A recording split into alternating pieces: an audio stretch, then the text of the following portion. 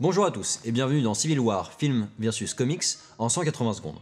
180 secondes, c'est le temps qu'il vous faudra pour adorer aussi bien le film que le comics dont il est tiré. Et c'est ce que je vais vous raconter aujourd'hui dans cette chronique. Nous allons donc assister à l'affrontement entre les frères Russo et Mark Millar entre 2016 et 2006. Je vais aborder les points communs, les différences et les références. Commençons par les points communs. Le concept de base est identique, à savoir le synopsis. À la suite d'un événement qui a fait des victimes civiles, le gouvernement oblige les super-héros à s'enregistrer. D'un côté, on a ceux qui sont d'accord du côté d'Iron Man et ceux qui sont contre du côté de Captain America. Et c'est à peu près tout.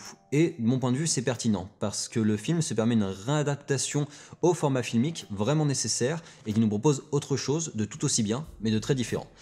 Déjà, l'événement déclencheur change, à savoir que dans le comics, la guerre est beaucoup plus large, dans le sens où on a un demi-siècle de publications de super-héros qui participent à cette guerre.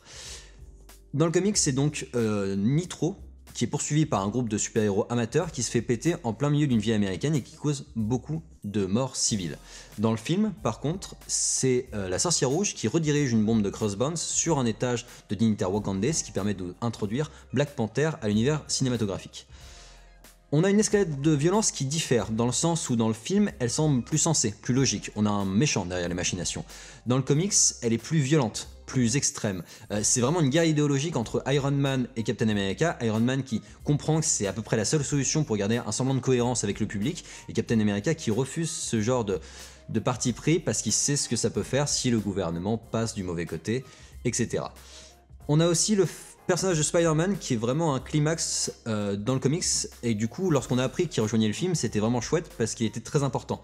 Il a qu'un rôle secondaire dans le film, mais dans le comics c'est presque le personnage principal dans le sens où c'est un entre-deux. Il va commencer du côté de Iron Man avant d'aller du côté de Captain America parce qu'il refusera de faire les compromis que Iron Man lui demande. Il est aussi révélateur d'un autre aspect de cette loi de recensement, à savoir la révélation de l'identité secrète. Il révèle son identité secrète dans le comics. Ici c'était un peu tôt et ça n'avait donc pas d'intérêt. La fin change. Dans le film, Captain America fuit et le Baron Zemo est mis en détention. Dans le comics, Captain America se rend parce qu'il se rend compte que cette guerre profite principalement aux méchants et il est tué sur le parvis du tribunal. Et ça c'est une autre histoire bien sûr, elle reviendra plus tard. En termes de références, on a pas mal de petites choses, à savoir que la femme qui prend à partie Tony Stark au début du film par rapport à la mort de son enfant, c'est une référence à Miriam Sharp qui était présente dans le comics et qui finit de convaincre Tony Stark de suivre cette nouvelle loi. Le plan de Spider-Man avec le bouclier de Captain America, c'est une référence au changement de Spider-Man dans le comics. C'est au moment où il se bat contre Captain America qu'il décide de passer dans son camp. Et enfin, la prison du Raft rappelle la prison qui a réuni les New Avengers, parce que c'est à la suite d'une évasion que les New Avengers se réunissent. Puis ça rappelle aussi la zone négative dans laquelle Iron Man enferme tous ses collègues lorsqu'il les a capturés. Donc on a deux médias qui défendent les thèmes forts du comics, mais qui sont assez intelligents pour les adapter à leurs médias visés, donc le comics et le film, et du coup c'est très bien. Top! On est à 3 minutes, c'est pas mal, c'est pas mal, c'est pas mal. J'ai fini un petit peu comme un enfant avec du coup c'est très bien, mais je pourrais vous en parler des heures tellement le film et le comics m'ont plu et je vous conseille de vous procurer les deux, d'aller voir l'un et de vous procurer l'autre. Je vous invite à me donner votre avis, à commenter, liker, partager et à vous abonner et de nous retrouver sur notre chaîne YouTube pour d'autres chroniques en 180 secondes.